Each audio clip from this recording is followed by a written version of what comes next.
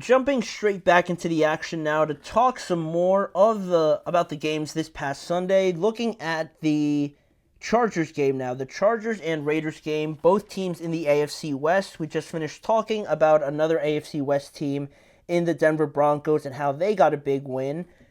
I wouldn't say the Chargers win is as important as that because they were obviously going to make the playoffs, but the Chargers were one of the teams that were already in the playoffs, and they had the opportunity to move up and have a better matchup for the consensus, feeling around the AFC and potentially get the fifth seed instead of staying put at the number 6 seed. So, because of what happened on last Saturday, when the Steelers lost to the Cincinnati Bengals, it meant that the Chargers only needed to win this game and they'd jump over the Steelers and they'd have the 5th seed instead of number 6. And that's exactly what ended up happening when they won 34-20, and they were able to end the year on a 3-game win streak, and now will face a Houston team who many feel, many including myself, is the most favorable matchup to play on the road out of all of the top 4 teams in the AFC, just based on,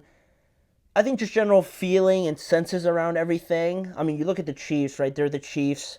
The Bills haven't lost at home, and the Ravens feel like they kind of understand now that they got to run the ball a lot with Derrick Henry and really play through him and Lamar Jackson. So out of all of them, it looks like the Texans aren't really kind of stumbling at this point, but they're just not hitting on all cylinders quite as much as the other 3. And Anthony Manzano, welcome to the show. But a lot of people are not really giving credit to Denver for winning that game against the Chiefs, because the Chiefs basically sat their whole starting lineup on defense and offense. I mean, yeah, I think that's for people not to give them credit. I think that's a bit, kind of short-sighted, because it's not just about the fact that they won. And again, they are playing backups, right? That's a fact. But the way that they played, the fact that they shut them out, not only, if you're going to play backups, that's the kind of game you want to see against backups, right? Like beating them like 40-0, 38-0, just completely blowing the doors off of them. They did exactly that, so I don't know how much more, people need to see from the Broncos to kind of give them the credit they deserve, right? There's no world where they beat the Chiefs or really any starting team that should be in the playoffs by that score. So to me, they did exactly what they were supposed to do, right? Again, it's not like they just squeaked through like 20-17 and won with a game-winning field goal or something like that. They destroyed the backups. So I thought they did exactly what they needed to, and they sent a message, right, that they're really up until this level, right? They're not just kind of squeaking into the playoffs like they have no business being here. They got something to say with that defense, and Bo Nix, if he's able to make a couple plays, it could be a longer game and a more frustrating game for anybody that has to play them in the playoffs. So, I mean, people should be giving a bit more credit to them, in my opinion. So, that was a good question, though. But more on to this game, like I mentioned, it feels like the fact that the Chargers are now playing the Texans feels like a more favorable matchup, in my opinion, just for the comparison of the Texans to the other 3 teams that won their respected divisions as well.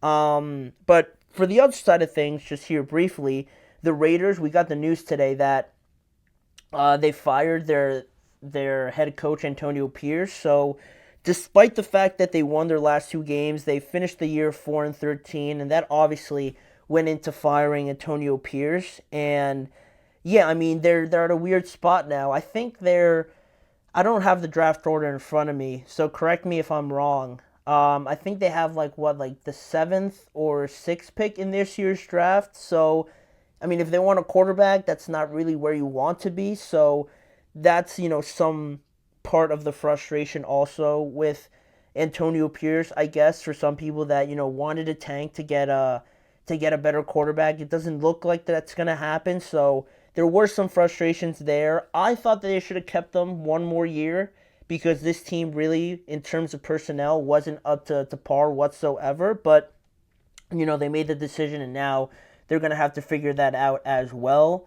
Another question here, is it unfair to have such a high expectation for the Broncos what else could they have done? Maybe their defense had to basically shut the offense down in terms of yards productions for the Chiefs.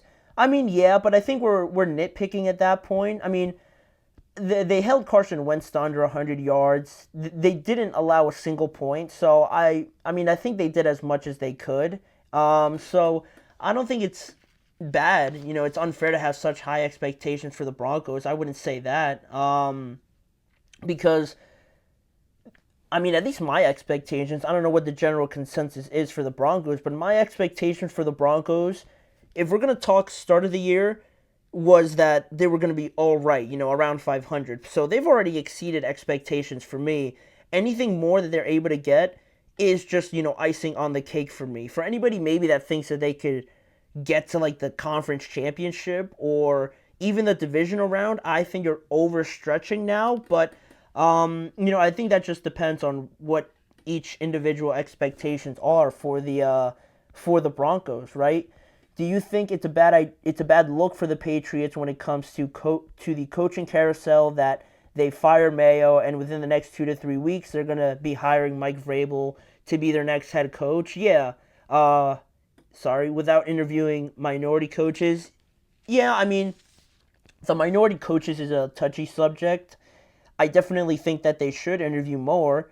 Like, there's a lot of good ones out there. I think they interviewed Byron Leftwich today, though, so that's a good sign in that respected question. But Aaron Glenn is somebody I think that they should definitely interview. He's been fantastic. Byron Leftwich is going to be one that they interviewed today. I'm trying to think of anybody else off the top of my head. I can't really think of too many. I mean, I guess you could interview guys like a Vance Joseph because of how well he's done with the Broncos, or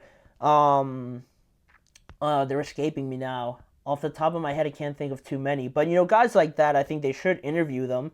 But it definitely feels like Mike Vrabel is the guy that they really want to go after, and I don't think it's a good look at all. I mean, I talked about it yesterday a little bit more when the Gerard Mayo news was a bit more recent, and I didn't like the fact that they did it. I didn't like the fact that they felt like, or at least they made it look like Mike Vrabel was going to maybe take another opportunity, so they were just going to kick Gerard Mayo out just so they could have a better opportunity at getting Mike Vrabel. And at that point, it felt like whatever Gerard Mayo did, if Mike Vrabel was going to become available, it didn't matter what Gerard Mayo did, because at that point, they were going to fire him anyway, because they wanted Mike Vrabel anyway. So at that point, you're not being evaluated on your performance, right? It just feels like you were going to get fired anyway. So that's what I really didn't like about it, to your point as well. So yeah, I think it is a bad look, but I mean, it's a results-driven, business, right? So they're just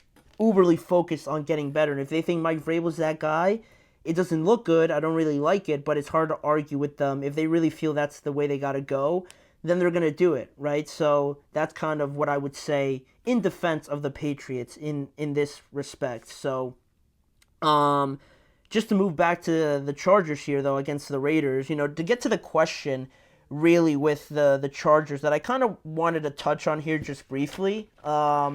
Are they the most dangerous wild card team in the AFC at least? I mean, looking ahead to it, if we're just talking wild card teams, Chargers, Steelers, Broncos, the Broncos make a good case, but the Chargers beat them twice this year, and the Steelers are the complete opposite, right? They've lost their last 4 games, so it can't be them. So based on that, if we're just looking at wild card teams, I think the Chargers are definitely the most dangerous one. And if you want to bring in both conferences, you look at them, the Commanders, the Packers, and the Vikings. I probably wouldn't put them over the Vikings, but the Commanders, I think they're right there with the Commanders, and even the Packers as well without Christian Watson. I think the Chargers, talking about the entire playoff picture, are definitely in the top 2 most dangerous wild card teams that we see heading into this year's playoffs. And I'm really favoring them over the Houston Texans. I think they're more than capable of beating them. And, after that, if the Broncos end up losing to the Buffalo Bills, then the Bills would probably play the winner of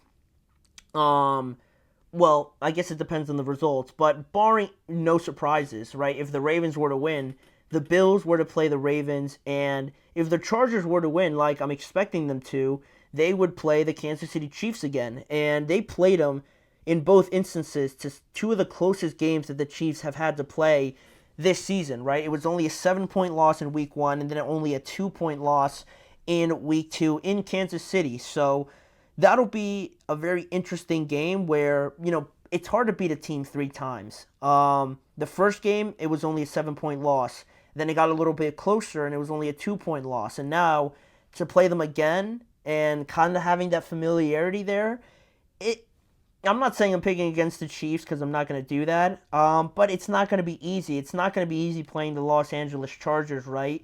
In a season where it's Jim Harbaugh's first season back in the NFL, where maybe a lot of people felt like it was going to take some time, especially without Keenan Allen and Mike Williams and, really a lot of, pieces on the offensive side of the ball. But they've proven a lot of people wrong, and they're really exceeding expectations, I think. So to play the Chiefs again, it'll be just like a huge game of just like trying to find different ways to beat your opponent, right? Because it's hard to do it 3 times. So if that ever comes, if that does become the situation, then that'll be something that we'll talk about in that moment, but not too much right now. But the Chargers have really been impressing everybody for the majority of the season, and I think just a massive shout out to Jim Harbaugh for bringing them this far in only year 1. This is only year 1. Like, they're going to get a lot better. They're going to get a lot better on the offensive side of the ball. They're going to get more playmakers. They're going to maybe shore up that offensive line and get more pieces to that secondary. So if you think they're really good now, just wait until year 3 at least. And this Chargers team is really going to be competing, I think, to be one of the best teams in the AFC because they got the quarterback, they got the head coach, and they really got a good identity about them. So I'm feeling good about the Chargers in these playoffs, but also just for years to come. So that is that segment, talking very much about the AFC West today. But we're going to move on to our last segment and discuss the Falcons and Carolina Panthers game. There was a lot of circumstances for the Falcons in this game, but unfortunately they weren't able to get it done. But it's not like we can't talk about them, right? Because there's a lot to talk about in regards to this game, the future of both organizations with Michael Penix and Bryce Young. A lot of positives that could be coming down the line for both of these two teams. So we're going to discuss that as well as discussing the game this past weekend when we return after this break.